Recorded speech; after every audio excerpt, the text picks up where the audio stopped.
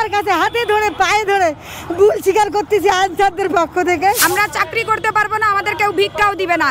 তোমার ভাই আমার ভাই, তোমার ভাই আমার ভাই, আনসারদের মুক্তি চাই, আনসারদের পক্ষ থেকে ক্ষমা চাই, ক্ষমা চাই। আমি আনসারদের পক্ষ থেকে, আনসারের পরিবার থেকে এসেছি। তাদের কর্মের প্রাপ্য সঠিক দাবি, সঠিক মূল্য, তাদের শ্রমের মূল্যের দাবিতে তারা সচিবালয়ের সামনে একটি দাবি নিয়ে দাঁড়াইছিল। তাদের ন্যায্য পাওনা, ন্যায্য দাবি যে একজন পুলিশ সদস্য যে ডিউটি করে, আমরা আনসার সদস্যরা সেই ডিউটি করি, সেই পোশাকে ডিউটি করি, কিন্তু আমাদের ডিউটি অনুযায়ী অকাল পরিশ্রম করে আমাদের পরিশ্রমের মূল্য আমরা সঠিকভাবে পাই না। একটা পুলিশ বেতন পায় মাস 30,000 টাকা, আর আনসাররা সামান্য 15,000 16,000 টাকা বেতন পায়। এই বেতন দিয়ে তার বাবা মা, তার পরিবারকে চালানো তাদের জন্য খুব কষ্টকর হয়ে দাঁড়াইছে। দ্রব্যমূল্যের দাম হিসেবে, বর্তমান বাজারঘাটের দাম হিসেবে একটা আনসার ফ্যামিলিতে তার প্রায় 8জন 10জন সদস্য থাকে, কিন্তু এই সামান্য 15,000 টাকা বেতন এবং 2 কেজি তেল, 2 কেজি চিনি, 2 কেজি ডালে কি একটা মাস একটা ফ্যামিলিতে চলতে পারে? সরকারের কাছে সবিনয় অনুরোধ যেন আনসারদেরকে ক্ষমা করে দেয়, মাফ করে দেয়, দিয়ে যেন তাদের মুক্তি দেয়। তার পরিবার খুব অসহায় হয়ে গেছে। তাদের আজ দীর্ঘদিন থেকে তারা খাইতে পারতেছে না, নিতে পারতেছে না, খুব অসহায় হয়ে গেছে আনসার ফ্যামিলি।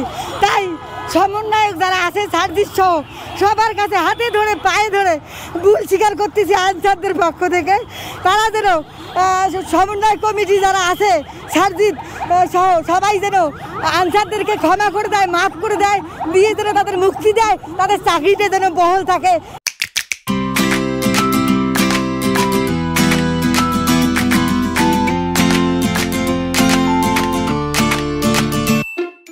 রাষ্ট্রে, সরকারের কাছে প্রত্যেকের অধিকার আছে যার যার ন্যায্য দাবি নিয়ে যাওয়া। আনসাররা অবহেলিত। আনসাররা 1948 সাল থেকে 2024 সাল পর্যন্ত এখনও আনসাররা অবহেলিত। পরিবার নিয়ে 6 মাস 1 বছর আনসাররা বিনা বেতনে বাড়িতে বসে থাকতে হয়। তখন কারো দিনমজুরের কাজ করতে হয়, রিক্সা চালাতে হয়। 6 মাসকে চাকরি দিবে ওনাদের, খুবই কষ্টে ওনাদের জীবনযাপন করতে হচ্ছে। এই জন্য ন্যায্য দাবি নিয়ে অন্তর্বর্তীকালীন সরকার যেহেতু 1 বা 2 বা 3 মাস থাকেন, এই জন্য সবাই অন্তর্বর্তী সরকারের কাছে ওদের ন্যায্য দাবি নিয়ে গেছিল। আনসাররাও ওদের ন্যায্য দাবি নিয়ে ভাবলো যে আমরাও যাই, আমরাও যেহেতু ভুক্তভোগী, যাতে পরিবার, বউ বাচ্চা, মা নিয়ে 2টা ভাত শান্তি মতো খেতে পারি, এই জন্য আনসাররা সচিবালয়ে গেছিল। কিন্তু অনাকাঙ্ক্ষিতভাবে এখানে তৃতীয় পক্ষের মাধ্যমে ছাত্র ভাইদের সাথে আমাদের একটা সংঘর্ষ হয়ে গেছে আনসারদের সাথে। এর জন্য আমরা ক্ষমা চাচ্ছি। আমাদের বকেয়া বেতনটা এখনো আমরা পাই নাই। গত মাসের আগস্টের 23 তারিখ পর্যন্ত আনসাররা চাকরিতে কর্মরত ছিল, ডিউটি অবস্থায় ছিল। 23 তারিখের পরে ওনারা কর্মবিরতি নিছে। এই জন্য আমরা চাচ্ছি যে ওনাদের মুক্তি দেওয়া হোক। আমরা ভুক্তভোগী পরিবার, দেশের ঢাকা শহরের বাহির থেকে আমরা আসছি, বগুড়া, খুলনা, বরিশাল, সিলেট থেকে আমরা আসছি।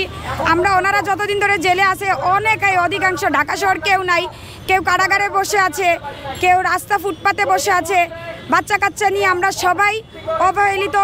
আমরা না, আনসারদের যদি মুক্তি দেওয়া না হয়, তাহলে আনসারদের পাশাপাশি আমরা যে পরিবারবর্গ আছি, আমরাও একদম নিঃস্ব হয়ে যাব।